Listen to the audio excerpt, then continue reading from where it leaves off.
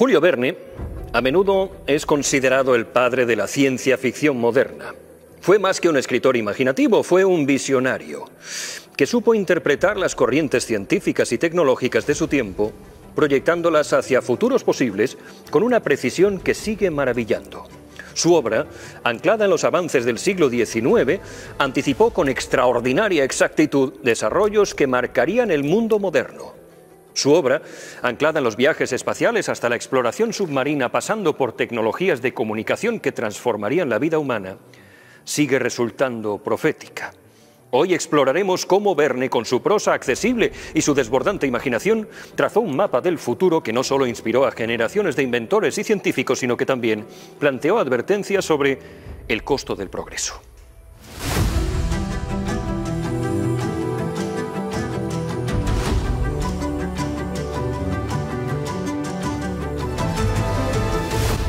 Julio Verne nació el 8 de febrero de 1828 en Nantes, Francia.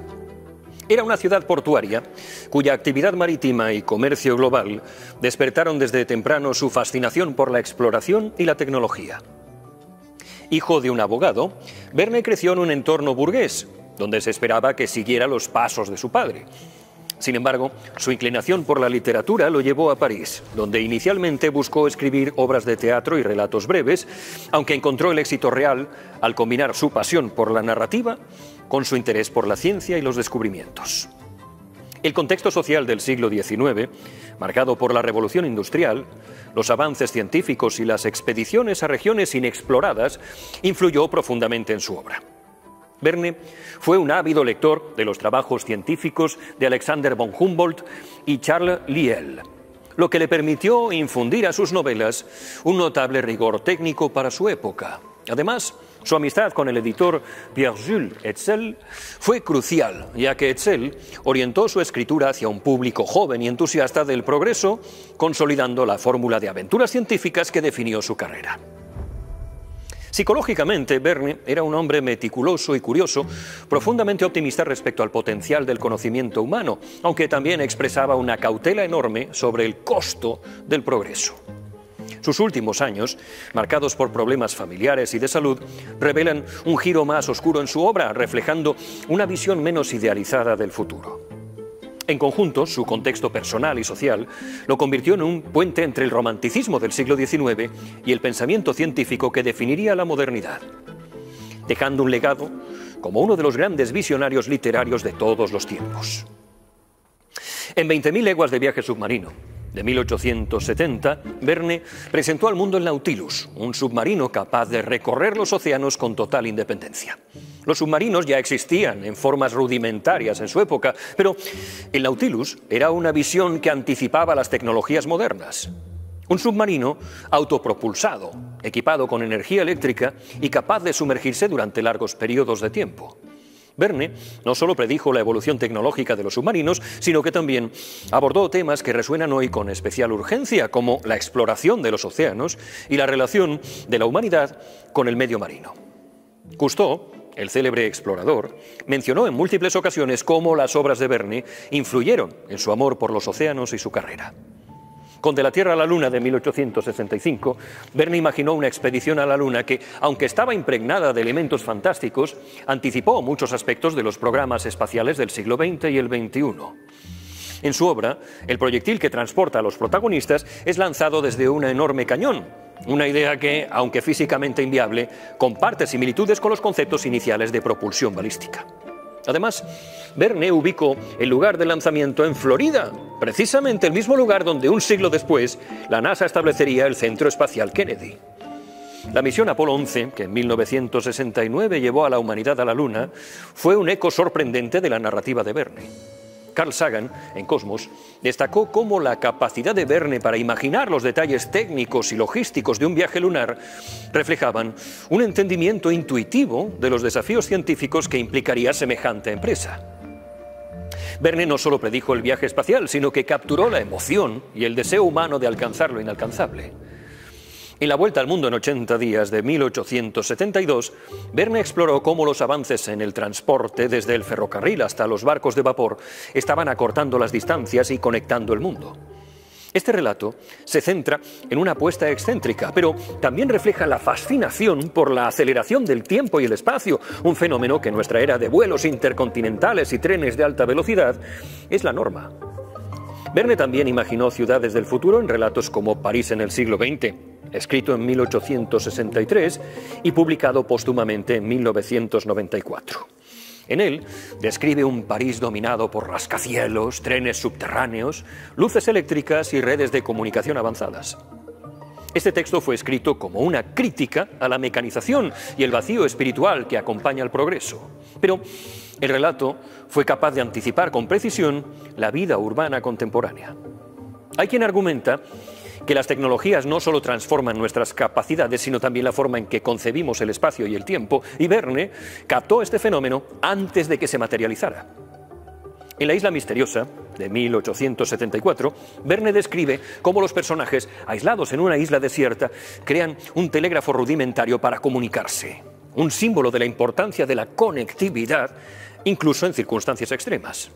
Aunque basado en la tecnología de su tiempo, esta narrativa anticipó nuestra dependencia de las redes de comunicación modernas, desde Internet hasta los satélites.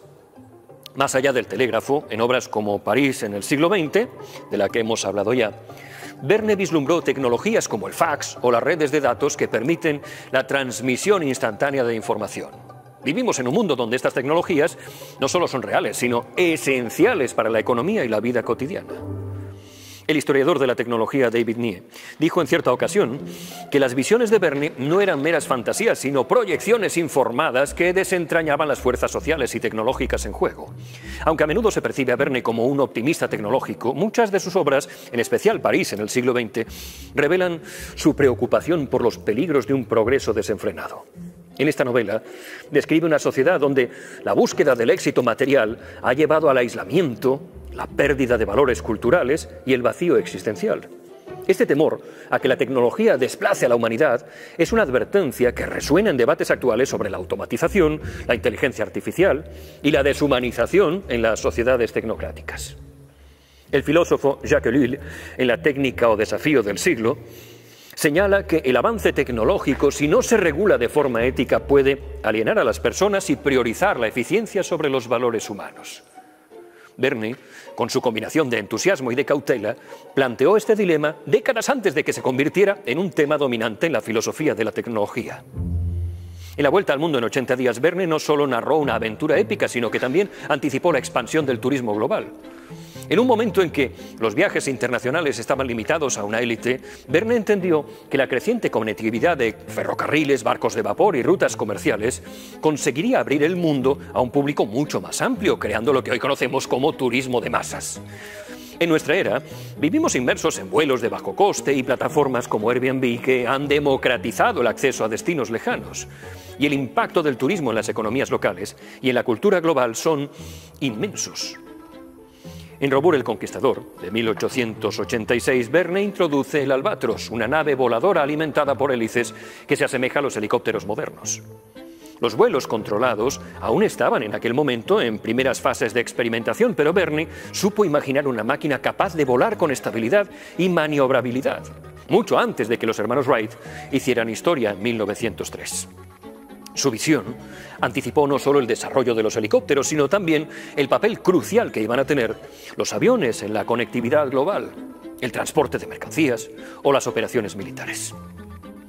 Verne entendió que el dominio de los cielos sería tan revolucionario como la conquista de los mares, una idea que llevó a materializarse plenamente en el siglo XX con la aviación comercial y militar. En La isla misteriosa y Los hijos del capitán Grant, Verne aborda cómo el aislamiento y los entornos hostiles afectan a la psicología de los personajes. Sus descripciones están siempre enmarcadas en aventuras, pero logran tocar un tema profundamente relevante para el siglo XXI, la experiencia psicológica de los astronautas en misiones espaciales de larga duración y el impacto del aislamiento en la salud mental. Proyectos como la misión Artemis, en la actualidad, o la exploración de Marte, presentan desafíos psicológicos que los exploradores van a tener que enfrentar sí o sí. Verne, cuando se centró en los lazos emocionales y el ingenio humano como elementos esenciales para superar el aislamiento, supo anticipar la importancia de la resiliencia emocional en escenarios extremos.